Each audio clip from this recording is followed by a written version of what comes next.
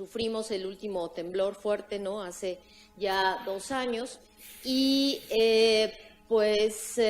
nunca está de más estar adecuadamente preparados. El doctor va a hablar acerca de este tema y acerca de cómo reaccionar cuando existe algún evento sísmico o puede ser otra desgracia, digamos, natural, algún evento natural catastrófico. Y pues creo que es nuestra obligación estar preparados. Para la próxima semana, que es 10 de mayo, no va a haber sesiones. Celébrenlo con sus mamás, ¿verdad? Agradézcanle a sus mamás que no va a haber sesión dentro de 8 días. Y dentro de 15 días va a ser la presentación de tricíclicos en psiquiatría, el doctor Pablo Ortiz León, que es el director de enseñanza del Instituto Nacional de Neurología. Él va a tener una primera intervención, luego el receso, y el doctor Francisco Pellicer, que es el director de la Dirección de Neurociencias, de Investigaciones en Neurociencias, va a hablar de un tema que pienso va a ser muy relevante para los residentes, que se titula La investigación ¿para qué? Eso va a ser el 17 de mayo. El 24 de mayo el Comité de Ética va a presentar los lineamientos que sigue el Comité de Ética en Investigación. El 24 de mayo, perdón, el 31 de mayo. El 24 va a presentar el doctor Manuel Muñoz el indicador, un indicador de calidad COP. El 31 de mayo Liliana Mondragón y el Comité de Ética van a presentar los lineamientos, y el 7 de junio el doctor Zaraco y el doctor Rosell van a presentar la aplicación del PANS. Entonces, espero que sea un programa atractivo en estos viernes que tenemos delante. Y bueno, sé que la UNAM está conectada. Si quieren seguir conectados para ver esta presentación del doctor Molina, pues estaremos muy contentos de que así sea. Bueno, adelante, doctor, y muchas gracias. Muchas gracias, doctora. Gracias por la invitación. Gracias a todos por estar aquí.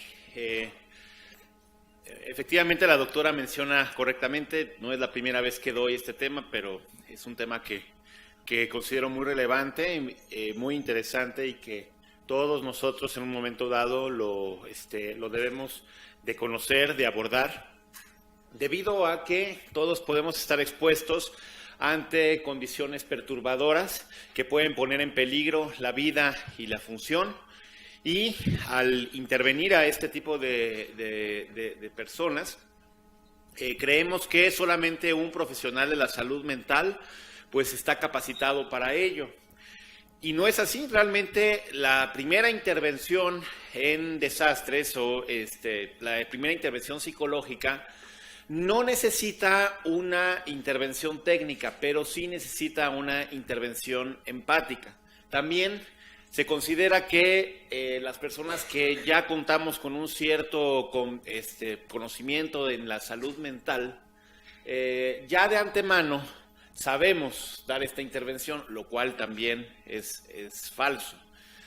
Durante el sismo, por ejemplo, pues hubieron brigadas de estudiantes de psicología que dijeron, bueno, pues hay muchos damnificados o muchas personas que están afectadas por los sismos, y entonces pues mándame por favor pues unos 100 de tus estudiantes de psicología para que vayan a dar primeros auxilios psicológicos. Y ahí van los estudiantes de psicología que todavía ni siquiera han terminado la carrera a dar primeros auxilios psicológicos cuando no habían recibido ni siquiera un entrenamiento formal. Y también conocemos personas que no tienen un entrenamiento formal en salud mental, pues pueden tener la empatía y pueden tener las características para dar esta intervención. Vamos a platicar un poquito una parte teórica. Los que ya más o menos conocen mi forma didáctica, pues yo soy muy dinámico. Yo en general hago muy interactiva la participación, pues para que entendamos el tema no solamente desde el punto de vista técnico, sino desde el punto de vista práctico. Voy a dar una pequeña introducción teórica y ya después vamos a pasar a la parte práctica, que incluye también pues una parte de lo que se llama role playing. Role playing significa pues actuar un determinado papel, tanto en el papel de víctima o en el papel de persona afectada por un fenómeno perturbador, y también como interventor. o persona que está interviniendo en esta primera parte. Y finalmente voy a compartirles pues un producto muy importante que en el 2018 se logró hacer un estándar de competencia. ¿Qué es un estándar de competencia? Pues es una serie de habilidades certificadas que en México el organismo certificador se llama CONOCER, que forma parte de la Secretaría de Educación Pública y forma parte de una serie de elementos certificados estructurados para saber qué necesita un evaluador de primeros auxilios psicológicos. Se llama estándar de competencia, que lo hicimos en conjunto con el Centro Nacional de Prevención de Desastres, del Instituto Nacional de Psiquiatría. Participó mi compañero, el doctor Iliamín Merlín, y su servidor. El doctor Iliamín Merlín, por supuesto, estaba considerado para esta plática, pero no pudo estar estos días. Entonces, la doctora Ontiveros amablemente me dejó toda la responsabilidad a mí. Entonces, pero con mucho gusto la tomo. Muy bien. Bueno, ¿cómo afectan las situaciones de crisis a las personas? Bueno, las personas en general pueden perder sus hogares o sus seres queridos, pueden ser separados de su familia o de su comunidad o ser testigos de violencia, destrucción o muerte. Vamos a entender el desastre como un fenómeno perturbador que puede ser natural o antropogénico.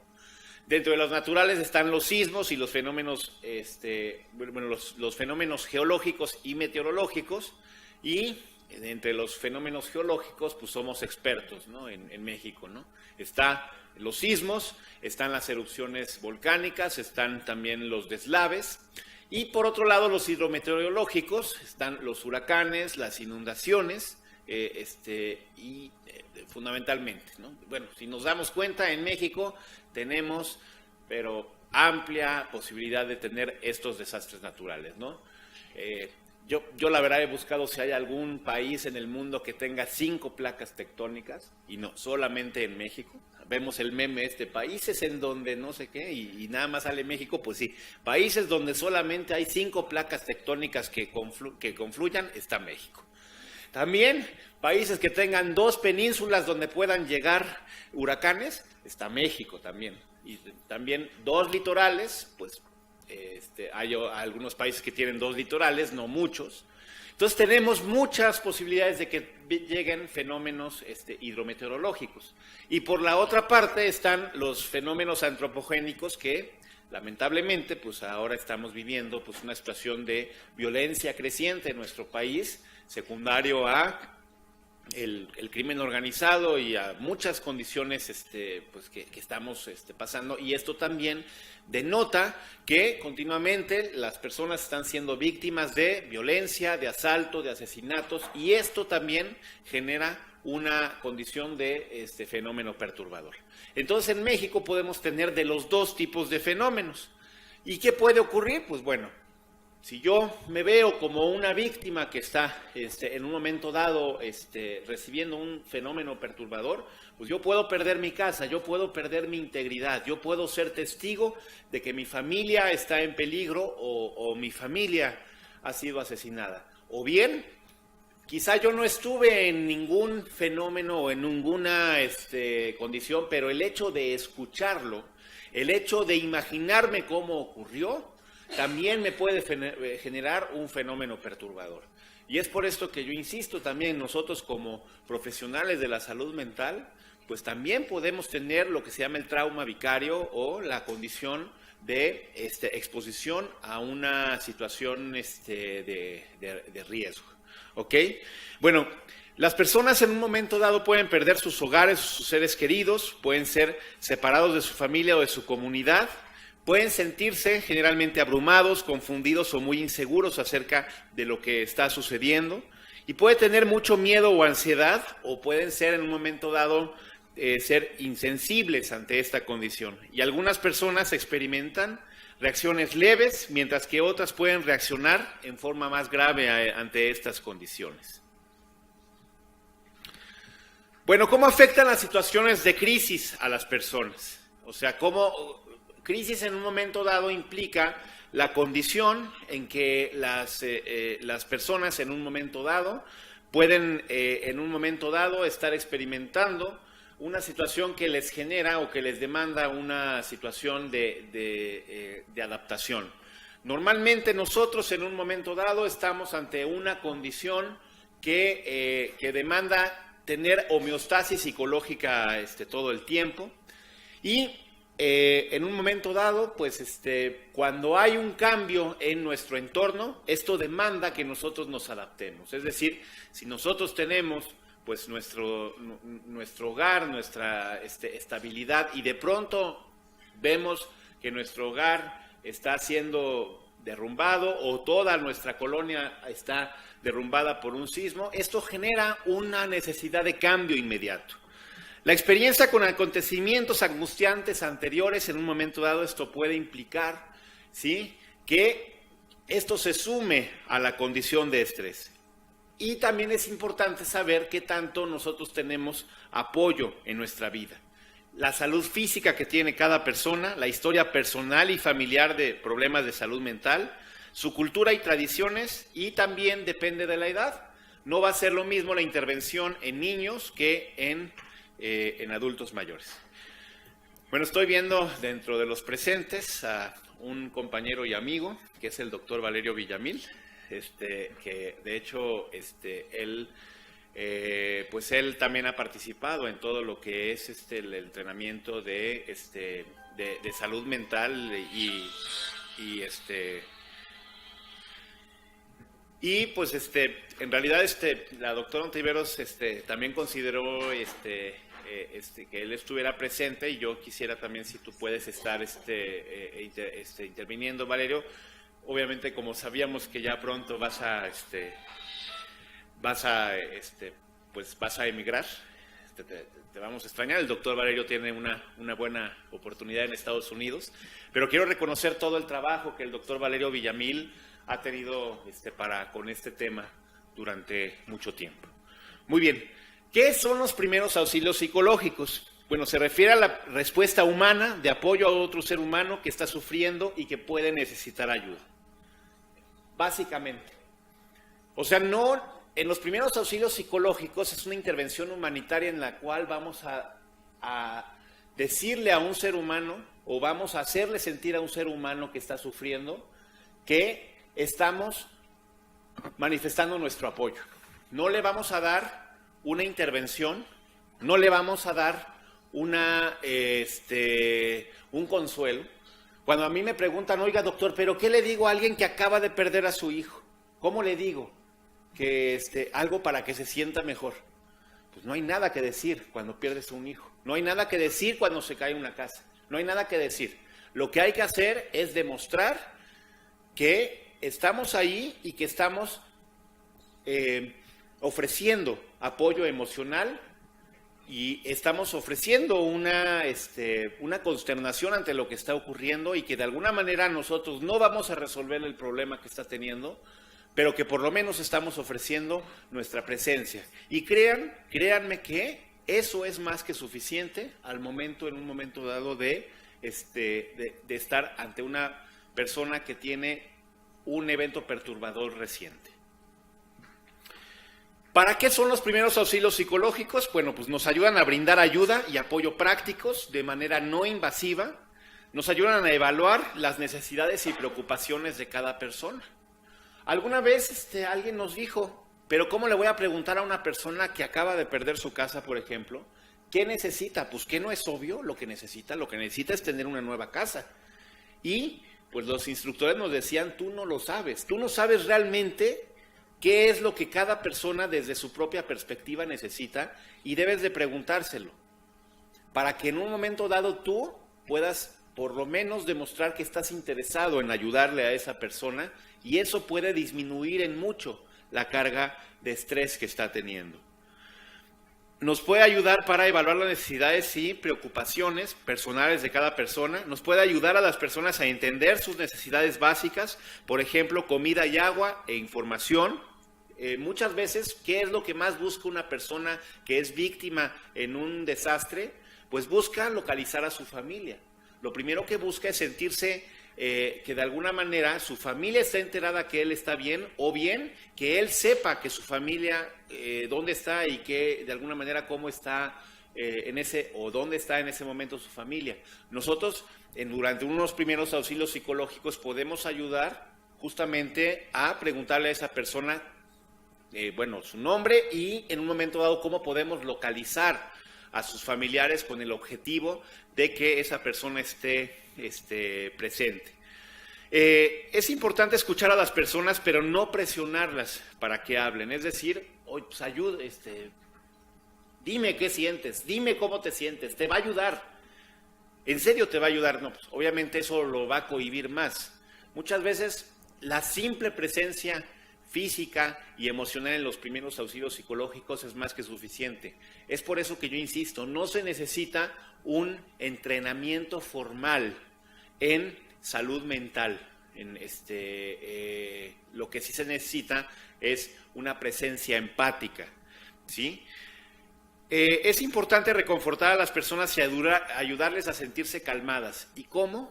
Pues obviamente, primero haciéndoles sentir que están seguros.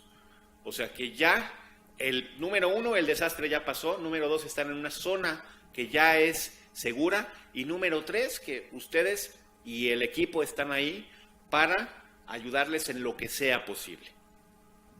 Los primeros auxilios psicológicos nos ayudan a ayudar a las personas para acceder a la información, servicios sociales y también proteger a las personas de posteriores peligros. ¿Y qué no es lo que implica los primeros auxilios psicológicos? Bueno, pues no es algo que solamente puedan hacer, como decíamos, los profesionales.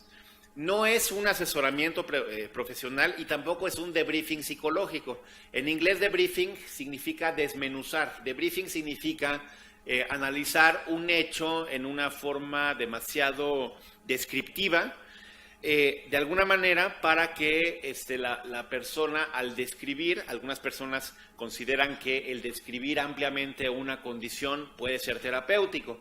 Desde el punto de vista de los primeros auxilios psicológicos y en general de la psicoterapia, el debriefing no es recomendable porque el debriefing puede ser retraumatizante, es decir, que la persona al estar describiendo nuevamente el hecho traumático puede ser retraumatizante o que la persona en ese momento se vuelva a reexperimentar el hecho.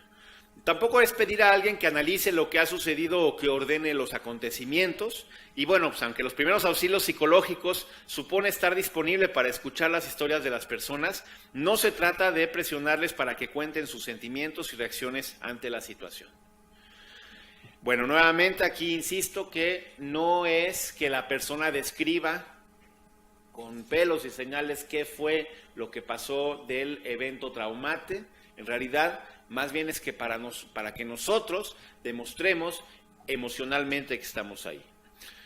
Y los primeros auxilios psicológicos incluyen factores que parecen ser de gran ayuda para la recuperación de las personas. El simple hecho de estar ahí en ese momento, en el primer momento después del evento perturbador, puede ser de mucha utilidad. A la hora de verlo longitudinalmente, se ha visto que los primeros auxilios psicológicos, pues número 1, acercan a las personas a su grupo cercano de apoyo. Y número 2, hay una parte muy importante. Nosotros derivamos a los servicios de intervención en crisis, ahí sí formados por profesionales. Los primeros auxilios psicológicos primero tienen como objetivo proteger a la persona en ese momento de ya de por sí el evento perturbador que está siendo molesto, y posteriormente lo que se hace en los primeros auxilios psicológicos es que se deriva a la persona, es decir, se da una continuidad para que un profesional de la salud mental continúe la atención. Y esto es lo más importante, que haya una continuidad en la atención, no que termine en ese momento. Es importante para que la persona se sienta de alguna manera segura, conectada con otras, en calma y con esperanza.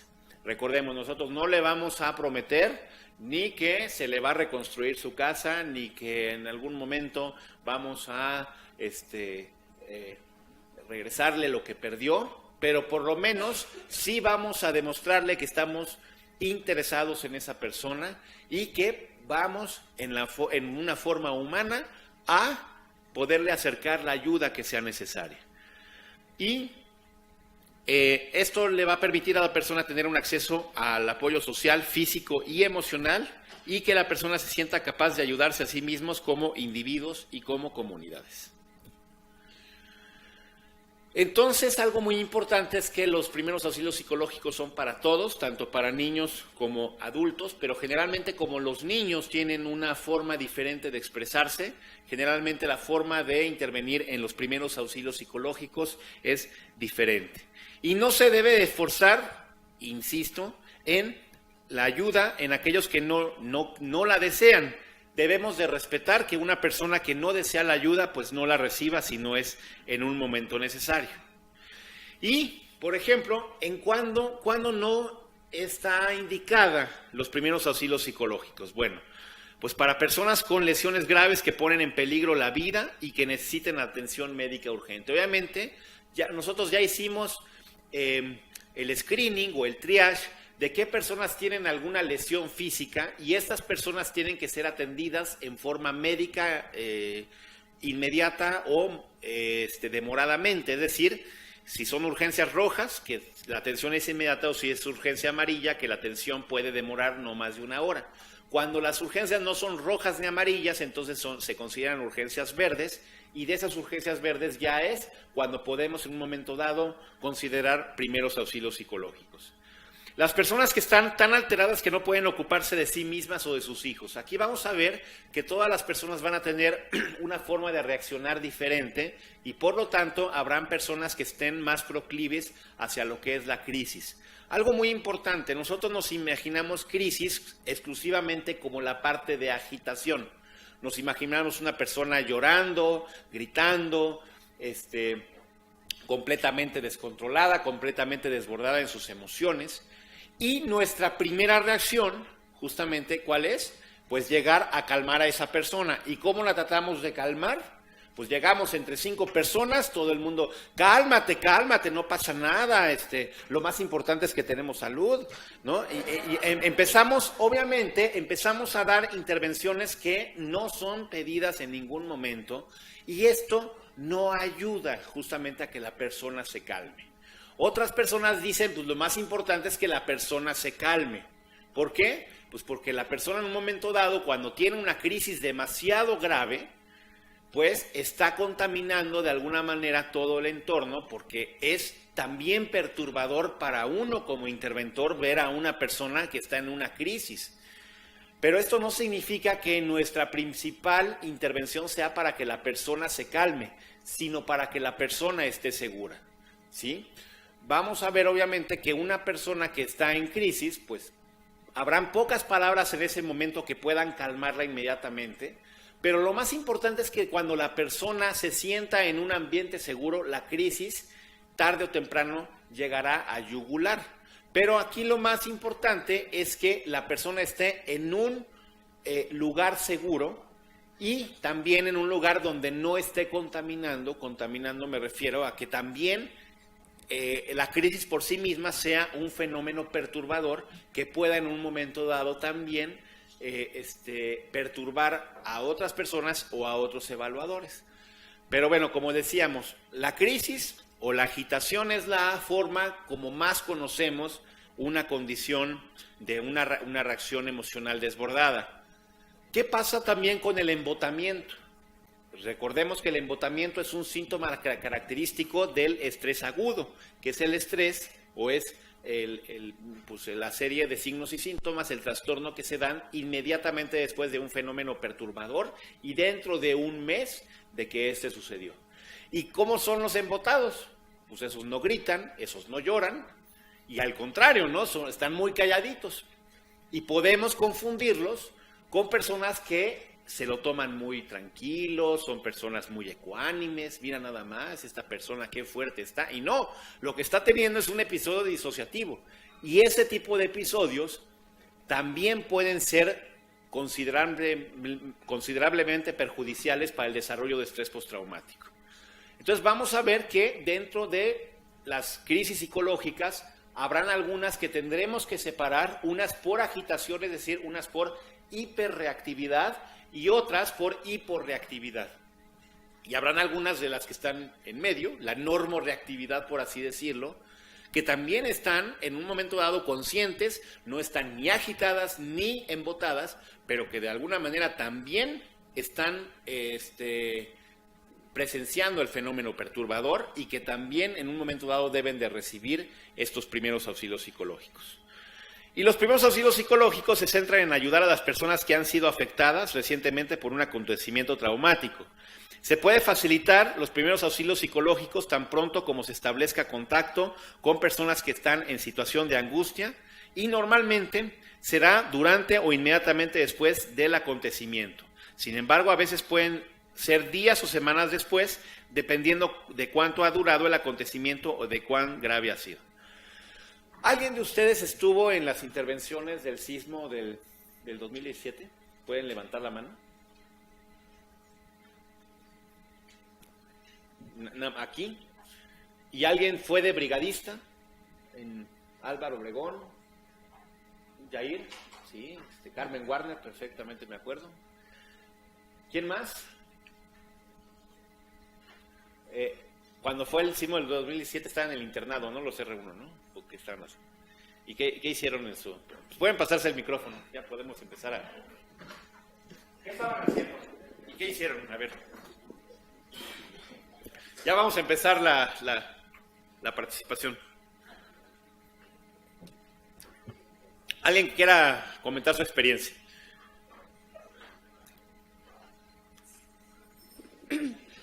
Pues yo estaba haciendo el internado. Si quieres, preséntate, por favor, preséntate. Buenos días, soy Andrea Ladrón de Guevara.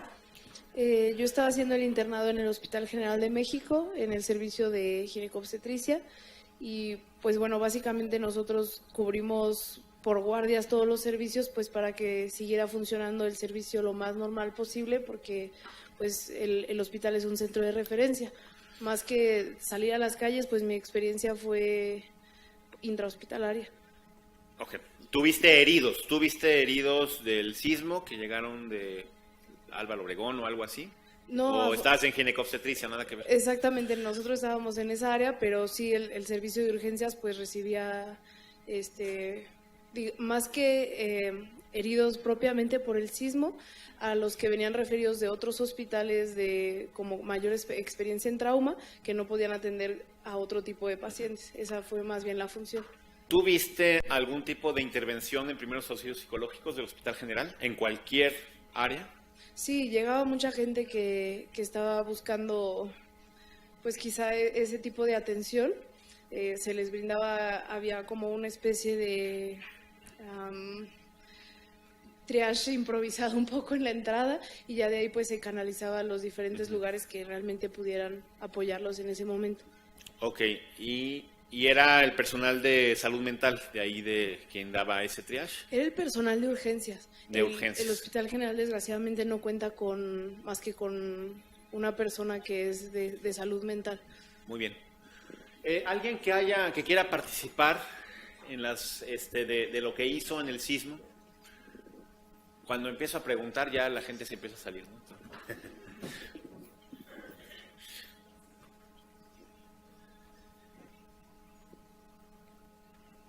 A ver, Carmen Warner, yo creo que ya nos va a platicar de una experiencia muy interesante. Si quieres, ahorita llega el micrófono.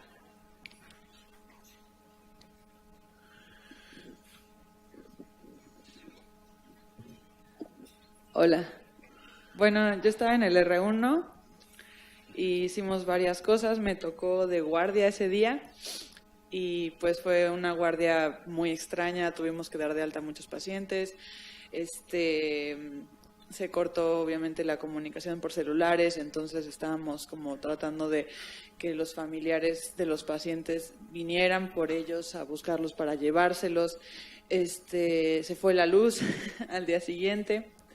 Y bueno, ya una vez que terminó digamos como la parte más aguda del 19 de septiembre, los días que siguieron organizamos entre el doctor Merlin y otros varios, el doctor Molina, un grupo de brigadas para organizarnos y tratar de ayudar con la salud mental en algunos espacios. Y yo estuve en una de las, como de los refugios de la CFE, que está en Coapa, al lado de la Clínica 32, aquí en la Ciudad de México. Y pues no había tantas personas que requirieran en sí consulta psiquiátrica, pero lo que se nos ocurrió fue que podíamos dar este mismo curso a personas que estuvieran afectadas, ¿no? Y que quisieran ayudar, porque se juntó mucha gente que quería como rescatar gente de los escombros y como picar piedra y irse a la parte como más ruda, pero ya había demasiadas personas haciendo eso y otro tipo de atención y otro tipo de ayuda también era importante. Entonces juntamos como unos 4 o 5 grupos con el doctor Zambrano también, Chong, y dimos unos 3, y también Perales, y dimos como unos 3 o 4 cursos a grupos de 30, 40 personas. Y nos dimos cuenta de que la respuesta era muy favorable porque las personas querían saber cómo ayudar a quienes habían perdido su casa, a quienes habían estado en una situación como ya más drástica y no sabían muy bien qué más hacer, además de recoger escombros. No. ¿Estuvo bien? Muy bien. Bueno, pues el tema aquí que vemos es que el tema de los primeros auxilios psicológicos es un tema muy noble, es un tema muy sencillo que se puede replicar fácilmente, pero también es importante que esto sea certificado, digamos, en una serie de estándares adecuados y que pues las personas que lo repliquen, pues también se certifique que lo repliquen adecuadamente. Si yo les preguntara a cada uno de ustedes la experiencia que ha tenido ahorita les pregunté la experiencia que han tenido como proveedores de salud. Si yo les preguntara la experiencia que tuvieron como miembro de una familia o como un ser humano o como un ciudadano, quizá la experiencia sería muy diferente, ¿no? Y cada uno de nosotros hemos visto y nos preocupamos. Por un lado también pues está la necesidad de ayudar, pero por otro lado también nos percatamos y nos damos cuenta que nosotros como seres humanos también tenemos algunas necesidades. Yo voy a externarles pues algo que me ocurrió. Pues bueno, yo como coordinador del Comité Hospitalario Ante Desastres, pues yo tenía que estar ahí. Y ese día, pues yo tenía otro compromiso, el 19 de septiembre, había que dar un curso fuera, y yo le pedí a mi mamá que pasara a recoger a mis 2 hijos, que viven en están en una escuela cerca de aquí del instituto, ¿no? Pues una nada más estaba al lado del TEC y la otra estaba al lado del Enrique Rebsamen, las escuelas de mis hijos. Entonces, pues yo confiado que ya, pues mi mamá ya iba en camino por ellos, pues resulta que todavía no me había llegado la noticia de la caída del Enrique Rebsamen. Pues yo lo que tuve que hacer, obviamente, pues ya después de que ya estaba todo controlado, pedí permiso y me tuve que ir caminando hasta el colegio que está al lado del TEC, y bueno, la escena era dantesca. Finalmente a las 4 de la tarde pude ir por mi hijo mayor. Y al regresar aquí al instituto, pues a continuar haciendo lo que falta, pues llega al instituto un motociclista con una maestra y dice, aquí trabaja el doctor Alejandro Molina, sí. Dice que si va a pasar a recoger a su hija a su escuela. Yo, ¿qué pasó? Pero pues no había ido mi mamá. Pues no, mi mamá nunca pudo llegar por la condición del Rebsamen. Y yo no sabía porque no había, obviamente, teléfonos. Imagínense nada más la angustia. Y era la última, mi hija era la última niña, ya eran las 5:30 de la tarde y nadie pasaba por ella, ya hasta habían considerado que no había nadie. Entonces, pues la angustia fue mayor, pero finalmente hasta las 6:30 de la tarde, 7, fue que la directora me entregó a mis 2 hijos, ¿no? O sea, como esa es una experiencia personal, pues que difícilmente pude platicarla, ¿no? Y ahorita pues tuve la oportunidad de platicarla a todo un auditorio. Sí, pero en realidad yo creo que cada uno de nosotros tenemos alguna experiencia personal y pareciera que nosotros como proveedores de salud mental, pues no debemos tampoco de flaquear y para eso estamos, para ayudar a otros, pero ¿quién nos ayuda a nosotros? También ofrecimos un servicio de que para las personas que se sintieran abrumadas o que se sintieran con burnout, que acudieran a una serie de personas que pudieran ayudarlas, y muy pocos se presentaron, o más bien nadie se presentó a pedir ayuda. Como que nosotros no pedimos ayuda, consideramos que no la necesitamos o nos da pena pedirlo. Y yo creo que eso es algo que también como proveedores de salud mental debemos estar sensibles a eso, ¿no? Nosotros también nos desgastamos, nosotros también podemos traumatizarnos, nosotros también nos podemos deprimir y el problema es que cuando nosotros tratamos de pedir ayuda nos da pena. Aquí quisiera preguntar, ¿podemos externar qué es lo que piensan? ¿Por qué no buscamos ayuda? Le pregunto a los expertos.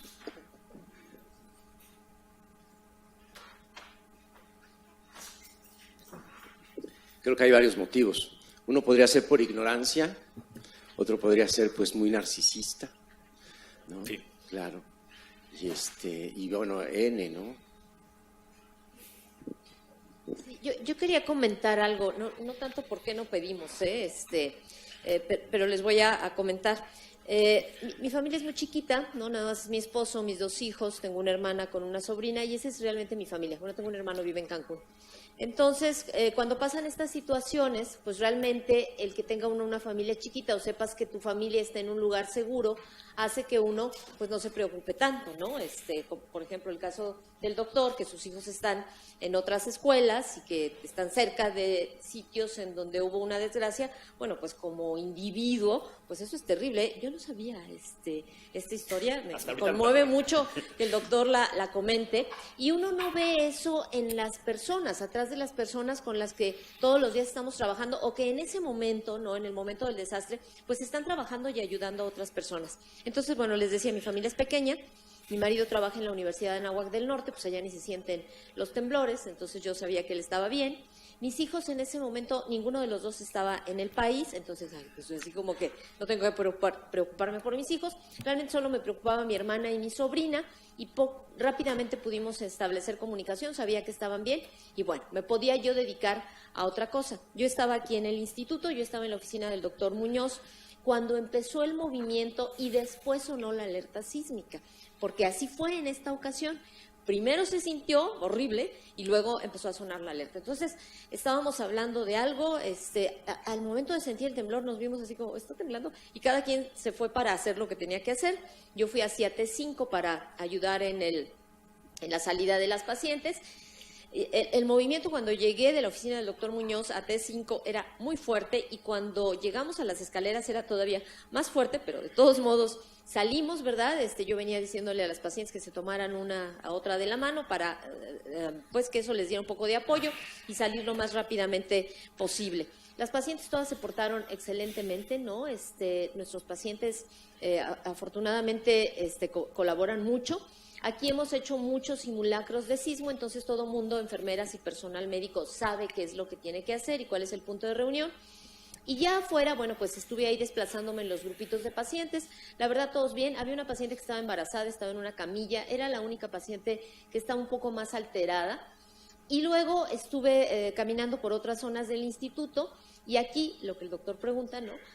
A mí me sorprendió mucho cómo nuestro personal estaba más afectado que las pacientes. Esto no es una crítica, esto es pues así sucedió, ¿no?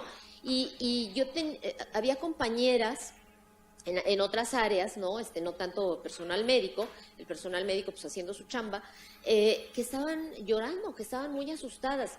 Entiendo que en la torre y que entiendo que en el área de sociales, esta área nueva, el sismo se sintió muy feo, entonces la gente ahí estaba realmente muy, muy asustada, ¿no? Entonces nuestro trabajo fue pues darles más bien contención a ellas y había otras compañeras que estaban muy consternadas porque no podían comunicarse a su casa, porque como el caso de Alejandro, tenían hijos pequeños, ¿no?, en las escuelas, y entonces esa era como su preocupación, y querían salir de aquí para poder ir a ver a su familia. Entonces creo que esto que yo les cuento, de que el personal estaba consternado, incluso algunas llorando, ¿no?, no es, les vuelvo a repetir, no es una crítica, es que se vale que nosotros, como individuos dedicados a la salud mental, también tengamos pues el derecho de expresar lo que en un momento estamos sintiendo, y que los que pueden tener un mejor control, bueno, pues ayuden a esas personas a que pues vayan recuperándose, ¿no?, en ese momento. Pero bueno, pues eso quería yo. Lo que les quería comentar también, ahorita te doy el micrófono, Valerio, es que lo que vimos, no está aquí Julieta Bermúdez, ella estuvo ayudando al doctor Merlín también mucho en esto de las brigadas.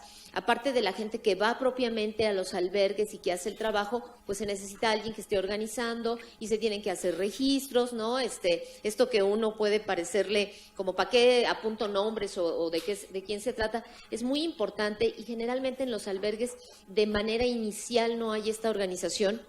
Y lo que vimos mucho en los albergues fue que las personas que tuvieron reacciones emocionales graves, ¿no?, que incluso se psicotizaron o que tuvieron episodios maníacos, eran los propios voluntarios que estaban ahí tratando de rescatar personas, ¿no?, y que no midieron sus fuerzas. Yo creo que algunos de ellos ya previamente tenían algún tipo de trastorno, quizá eran bipolares o personas con predisposición pues a la psicosis. Y estar ahí y no ir a dormir, no descansar, enfrentar pues el dolor de otras personas, en un momento dado pues incluso rescatar, ¿no?, a gente que no estuviera ya viva, todo esto tiene un impacto muy alto, y todo esto pues sí le pasa factura a las personas. Entonces esas fueron las personas que realmente se pusieron mal, y lo que pues nosotros proponemos es que haya alguien que controle en momentos de desastre a los voluntarios que participan, y que no estén ahí permanentemente queriendo ayudar, y eso se entiende, ¿verdad? Se necesita la ayuda, pero eso va en contra de su propia salud mental y física, ¿no? Gracias. Buenos días, yo soy Valerio Villamil. Hay el síndrome de Superman, ¿sí?, que es el que nosotros como proveedores de salud lo podemos todo. Y ese es uno de los motivos también por el cual nos solicitamos ayuda, porque nosotros debemos de estar bien para ayudar a otras personas. Así nos han enseñado, así nos han educado en la Facultad de Medicina. Entonces, por eso también nos cuesta pedir ayuda. Y la experiencia que yo he tenido personalmente aquí el 2017, efectivamente, como decía la doctora Ontiveros, justamente había más personal que los pacientes que estaban viviendo una atención pues tensa, angustiada, estaban llorando. A mí me tocó atender personas del comedor, por ejemplo, trabajadoras del comedor, un trabajador y una trabajadora del comedor. Entonces, creo que esto tiene que ser una reflexión para todos nosotros, de que en algún momento también nosotros necesitamos ayuda, nosotros necesitamos hablar de este tipo de situaciones que nos generan, ¿no? Nos generan cierto grado o mucho grado de tensión emocional, y que debemos de externarlo en algún momento, en alguna situación, para poder canalizar esta emoción. Muy bien. Gracias. Pues voy a concluir esta parte teórica para irnos a un pequeño receso.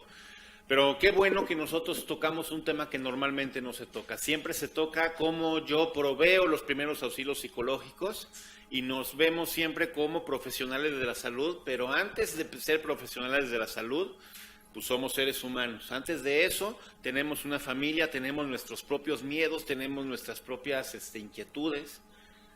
¿Y con quién vamos? ¿Con quién podemos atendernos, ¿no? Y muchas veces también debo de mencionar esto, a veces el estigma profesional es también algo muy lamentable, ¿no? Cuando nosotros vemos a un colega que está perturbado, que está llorando, no, qué débil es,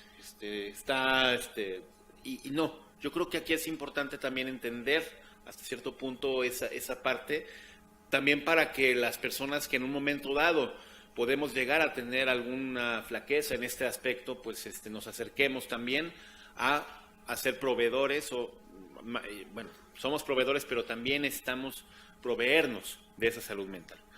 Algo muy importante, y esto es central en los primeros auxilios psicológicos, ¿qué debemos de procurar? Número 1, la seguridad. Seguridad implica que nuestras acciones no provoquen mayor peligro o daño. Es decir, primero tenemos que poner en una cuestión segura a las personas, en un lugar seguro. No podemos llegar a dar intervenciones si no hay primero la seguridad. Después viene la dignidad, que es tratar a la gente con respeto y de acuerdo con las normas culturales y sociales. Y finalmente respetar los derechos de las personas. Implicar que es asegurar que la gente pueda acceder a la ayuda de forma justa y sin discriminaciones. Aquí, por ejemplo, yo recuerdo, quería pasar una escena de una película, pero no la encontré con subtítulos ni en español completa. Hay una película que se llama Hancock, que es la de un superhéroe que tiene problemas de alcoholismo. Y hay una escena en donde están asaltando un banco y llega Hancock justamente a rescatar a una policía en medio de una balacera. Y Hancock llega primero a decir, me voy a acercar, estos tocamientos no van a ser sexuales, todo lo que estoy haciendo es por tu seguridad. Y la policía le dice, sácame de aquí, idiota. O sea, le dice, deja de estar hablando y primero sácame de aquí, de medio de la balacera. Lo que trata de hacer Hancock en ese momento es en orden diferente. Primero trata de vigilar los derechos sin ver primero la seguridad. Yo no puedo llegar a dar unos primeros auxilios psicológicos en medio de una balacera o en un lugar donde se puede caer. Primero yo tengo que sacar a la persona del lugar donde pueda haber peligro y después tengo que tratar dignamente a esa persona y al final yo veo los derechos. Muchas veces esto es muy importante, ¿no? A veces, por ejemplo, también, como decíamos, forzamos a las personas a que hablen porque nosotros creemos que le va a hacer bien. Si la persona no desea hablar, nosotros tenemos que respetar eso, pero siempre y cuando nosotros veamos que la persona tenga seguridad. Si estamos en un lugar seguro, pero vemos a una persona desnuda o en ropa interior y llegamos a hablar, oiga, ¿cómo se siente? ¿Qué puedo hacer por usted? Pues primero es vestirla, primero es que tenga dignidad, que la persona esté tratada con respeto. Entonces nosotros también en un momento dado debemos cuidar esto. Entonces recordemos, primero es seguridad, luego dignidad y finalmente respeto. ¿Qué debemos de hacer? Pues primero, ser honrado y digno de confianza, respetar el derecho a la gente de tomar sus propias decisiones, ser consciente de sus propios prejuicios y preferencias y mantenerlos al margen. O sea, nuestros propios prejuicios aquí implican, por ejemplo, religiosos o políticos, eso lo debemos de dejar de lado. Recordar que los primeros auxilios psicológicos es una ayuda humanitaria. ¿Humanitaria qué implica? Pues que, número 1, ayudo a un ser humano que está en peligro o que está en condiciones de mucho riesgo o deplorables y yo llego a brindarle una mano que le regresa la seguridad, la dignidad y los derechos. Eso es intervención humanitaria. Dejar claro a la gente que incluso si rechazan la ayuda ahora, podrá recibirla en un futuro. Respetar la privacidad y mantenga la historia de la persona confidencial, salvo algunos imperativos, sobre todo cuando hay riesgo suicida. Y comportarse de forma adecuada teniendo en cuenta la cultura, edad y género de la persona. Aquí también implica, pues, muchas veces, sobre todo la edad, pues alguien que tenga experiencia con niños, ¿sí? Y algo muy importante, no aprovecharse de la relación como persona que ayuda, eso es muy importante. La persona, la víctima, pues tiene una situación de vulnerabilidad. Nosotros tenemos una situación, no exactamente de poder, pero sí que de alguna manera tiene mayores recursos y esto puede generar pues una relación en donde pues se podría abusar de nuestra situación como proveedores. No pedir a la persona dinero o favores a cambio de ayudarle, pues eso, aunque es obvio, pues lo ponen en la guía de la Organización Mundial de la Salud, porque pueden haber personas que justamente dentro de las emergencias humanitarias pues saquen el lado psicopático. No hacer falsas promesas o proveer información no contrastada. No se preocupe, su familia, estoy seguro que su familia está viva. ¿Y tú cómo sabes? No se preocupe, usted va a poder conseguir su casa. ¿Qué? ¿Eres dueño del Infonavit o qué? O sea, ¿tú cómo puedes asegurar que eso? O sea, eso es muy importante, no dar falsas esperanzas con tal de que la persona se calme. Simple y sencillamente demostrar que estamos interesados en ellos. No exagerar nuestras habilidades, por supuesto, el síndrome de Superman que mencionaba el doctor Villamil. No forzar ayuda en la gente y no ser ni entrometido ni prepotente. No presionar a la gente para que cuente su historia, no compartir la historia con una persona con otras personas. O sea, uy, estás muy preocupado, mira, esa señora de allá sí perdió su casa. No, no podemos hacer eso. ¿Sí? O sea, no podemos contar ni violar la privacidad de las personas. No juzgar a la persona por sus acciones o por sus sentimientos. ¿Por qué no regresó a salvar a su hija? ¿Que usted no la quiere? Claro que no, no podemos juzgar ni darle ese valor. Recordemos, nosotros estamos ahí para proveer seguridad, ¿qué más? Dignidad y derechos, en ese orden. Entonces, ¿cómo nos debemos de vestir? Pues generalmente, pues si hay algún chaleco de protección civil es lo ideal para que tengamos respeto, para que infundamos ese respeto. El idioma, pues saber qué idioma están hablando las personas. También en un momento dado, cuando se llama género, edad y poder, es necesario que solo las mujeres cooperantes se acerquen a las mujeres afectadas. Pues en algunas zonas donde puede ser esto, pues hasta cierto punto delicado, pues se puede interpretar así. Ahora, pues también es importante pues que si esto no se puede hacer, que las mujeres intervengan a otras mujeres, pues sí mantener una relación estrictamente profesional en todo momento.